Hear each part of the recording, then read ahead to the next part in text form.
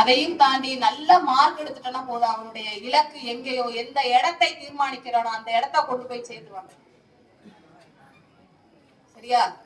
பல்வேறு வேலைகளுக்கு மத்தியில இங்க வந்திருந்ததுக்கு ரொம்ப நன்றி. மறுபடியும் பெற்றோர்களுக்கு ஒரே ஒரு சின்ன ஒரு கல்வியை பற்றிய ஒரு கவிதையோட இந்த தலைப்பை முடிக்கிறேன்.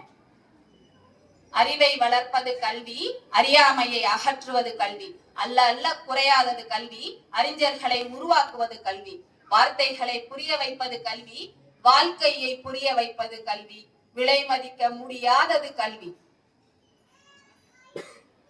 ஒருத்தருக்கு 7 தலைமுறைகளுக்கு சொத்து இருந்தாலும் அந்த சொத்து மட்டும்தான் அவனுக்கு பேர் இருக்கும். நீங்க அவர்களுக்கு கல்வியை கொடுத்துட்டீங்கன்னா அப்படியே அந்த கல்வியால் அவன் எப்பேற்பட்ட சொத்துகளையும் வாங்க முடியும். இதுதான் வள்ளுவர் கேடில் விழுச்செல்வம் கல்வி ஒருவருக்கு மாடல்ல மற்றவை எவை அப்படி. கல்விதான் இருக்கக்கூடியதுலயே அழியாத சொத்து. அந்த சொத்தை நம்ம அவங்களுக்கு கொடுத்துட்டோம் அப்படின்னா அவங்க மென்மேலும் வாழ்க்கையில உயர்ந்துருவாங்க. கொஞ்சம் பிள்ளைக படிக்கிறாங்களா, அன்போட பேசி பாருங்க, அன்போட சொல்லி பாருங்க, எல்லாம் உன்னால முடியும், நீ நல்லா படிச்சிருவ. ஒரு பேசிக்கா இருக்கக்கூடிய பேசிக் அப்படிங்கறது பார்த்தோன்னா ஒரு 60% 70% மார்க் எல்லாராலையும் எடுக்க முடியும். கஷ்டமே கிடையாது எந்த பாடம்.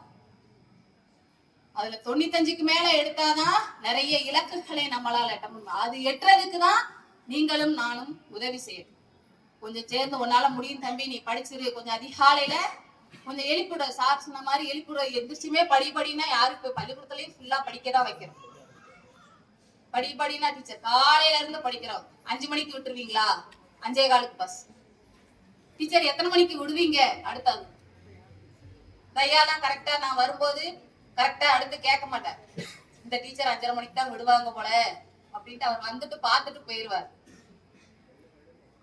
சரியா? அதனால கொஞ்சம் பெற்றோர்கள் பிள்ளைகளுடைய படிப்புலையும் வீட்டுல படிக்கிறாங்களா, எழுதி பாக்குறாங்களா, அல்லது நீங்க படிச்சிருக்கீங்கன்னா என்ன படிச்சா கொஞ்சம் ஒப்பிச்சு காட்டு, கூட கொஞ்சம் உட்காருங்க. அப்பதான் அந்த ஜாலியா படிக்கும் போதே படிக்கிற மூடு வரும்.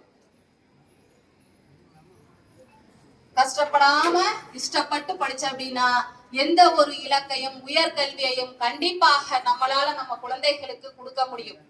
அதை மட்டும் அவங்களுக்கு நம்ம என்ன செய்யணும், ஸ்பூன் ஃபீடிங் மாதிரி சொல்லிக்கிட்டே இருக்கணும். உன்னால முடியும், இன்னும் 1 வருஷம் இருக்கு, கண்டிப்பா இவ்வளவு மார்க் எடுத்துருவேன், உன்னால முடியும், இந்த பரீட்சையில எவ்வளவு, அடுத்த பரீட்சையில இன்னும் 20 மார்க் கூடணும், 20 மார்க் கூடணும் எடுத்துருவேன்னு சொல்லிட்டே இருக்கு. கண்டிப்பாக இலக்கை எட்டி விடுவார்கள். மீண்டும் வாய்ப்பை அளித்தமைக்கு ஒரு முறை நன்றி கூறி திரைப்படித்தேன். நன்றி, வணக்கம்.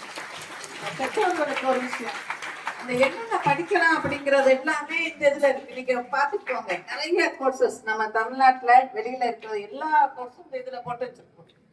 வரிசை என்ன படிக்கலாம் அப்படிங்கிறத நீங்க பாத்துக்கலாம்.